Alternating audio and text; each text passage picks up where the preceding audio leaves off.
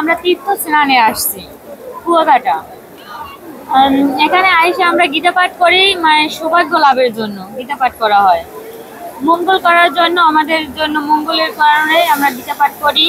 প্রথমে তেল সিঁদুর পান আমরা এই গঙ্গা মাকে দিছি, তারপর এখানে ধূপকাঠি ধরাইছি, আগরবাতি ধূপকাঠি, তারপর আমি গীতা পাঠ। এখানে গতকালকে আমরা আসছি পারিবারিকভাবে 20 জন আসছি। আমরা এখানে হোটেলে ছিলাম, রাত 3টায় এসে এখানে রাস পূর্ণিমা উপলক্ষে আমাদের এখানে আসা। রাত 3টায় আমরা এখানে গঙ্গা স্নান করেছি। আমাদের মনোবাসনা যেন ভগবান শ্রীকৃষ্ণ পূর্ণ করেন, এটাই আমাদের প্রার্থনা। মা গঙ্গার কাছে চাওয়া পাওয়া একটাই, যে সবাই যেন সুস্থ থাকে, ভালো থাকে। পৃথিবীর সকল যে কোনো ধর্মীয় মানুষই হোক না কেন, সবাই যেন সুস্থ থাকে, ভালো থাকে।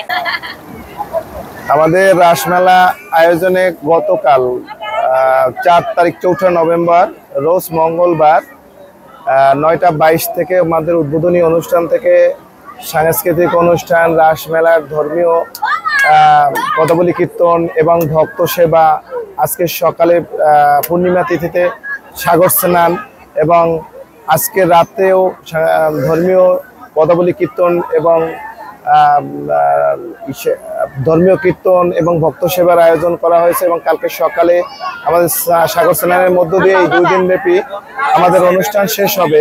পুরো কুয়াকাটায় যেসব স্পটে পর্যটক এবং পূর্ণার্থীরা আগমন করেছে সেসব দিক মাথায় রেখেই আমরা নিরাপত্তার চাদরে এই কুয়াকাটাকে ঢেকে রেখেছি।